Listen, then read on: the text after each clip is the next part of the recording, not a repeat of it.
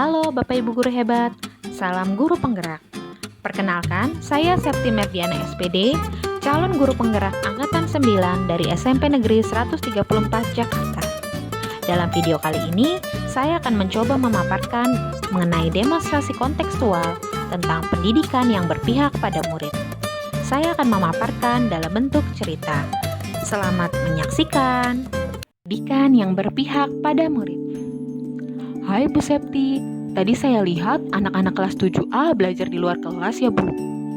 Iya Bu Eva, tadi anak-anak saya ajak melihat-lihat ruangan dan lingkungan sekitar sekolah kita ini.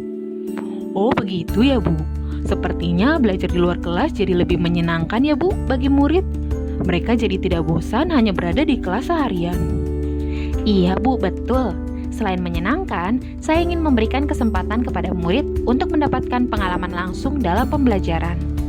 Tugas kita sebagai guru hanya menuntun murid mencapai segala kodrat yang ada pada anak-anak, agar mereka dapat mencapai keselamatan dan kebahagiaan yang setinggi-tingginya, baik sebagai manusia maupun sebagai anggota masyarakat.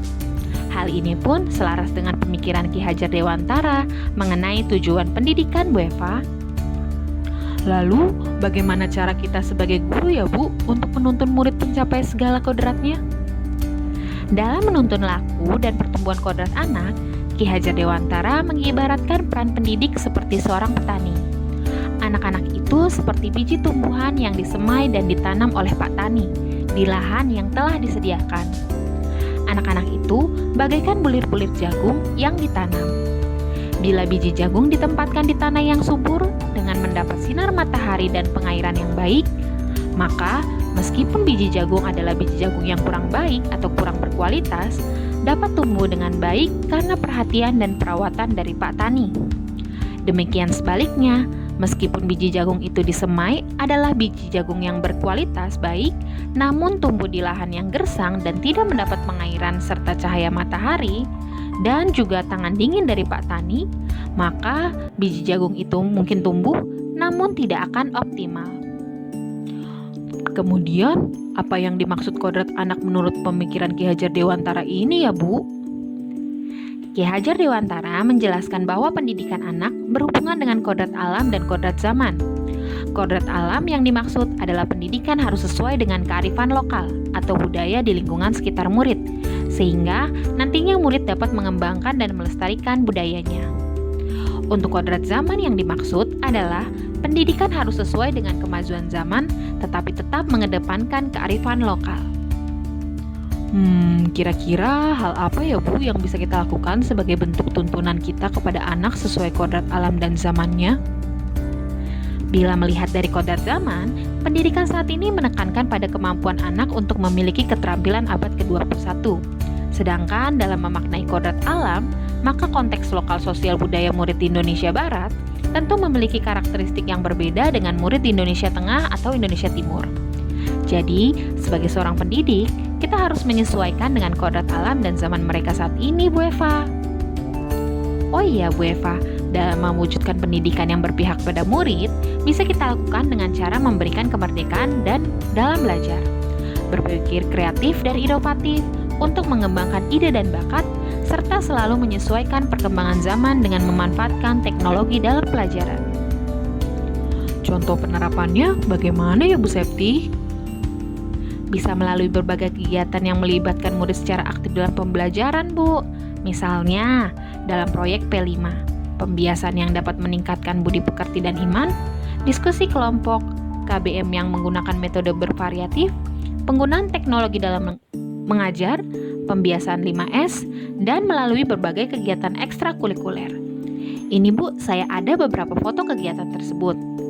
Foto pertama tentang kegiatan P5, foto kedua tentang pembiasaan sholat duha setiap Jumat, foto ketiga tentang kegiatan ekskul pramuka, foto keempat tentang kebiasaan 5S, foto ke-5 adalah pemanfaatan teknologi dalam KBM, serta foto terakhir adalah guru menjadi fasilitator bagi murid. Apakah ada hal lain ya Bu yang harus kita lakukan atau berikan dalam upaya menuntun murid ini? Ada Bu Eva, kita sebagai guru harus menuntun murid agar memiliki budi pekerti yang luhur.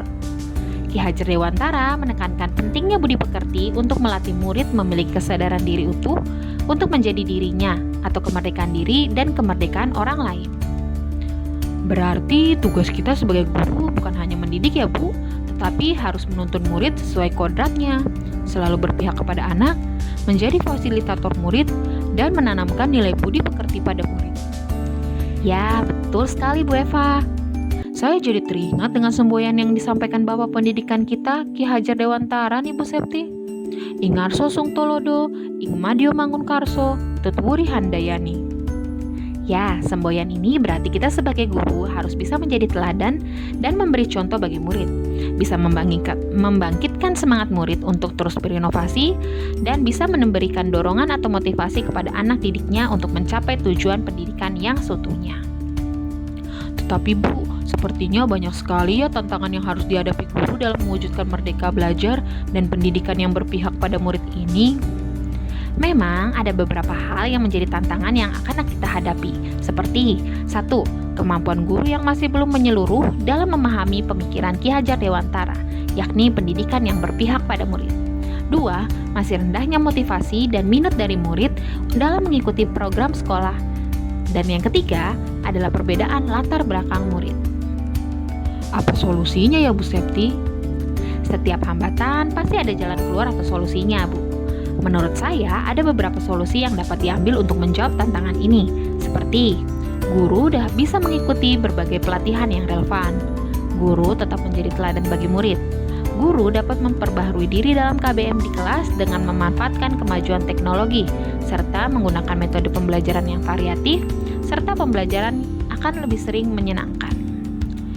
Dan yang terakhir, tidak memandang latar belakang sosial murid dalam kegiatan pembelajaran. Wah, saya jadi banyak dapat inspirasi dan motivasi nih Bu, apalagi mengenai pemikiran Ki Hajar Dewantara tentang pendidikan. Terima kasih ya Bu Septi. Sama-sama Bu Eva, semoga kita dapat mewujudkan cita-cita dan harapan Ki Hajar Dewantara ini ya Bu. Demikian video dari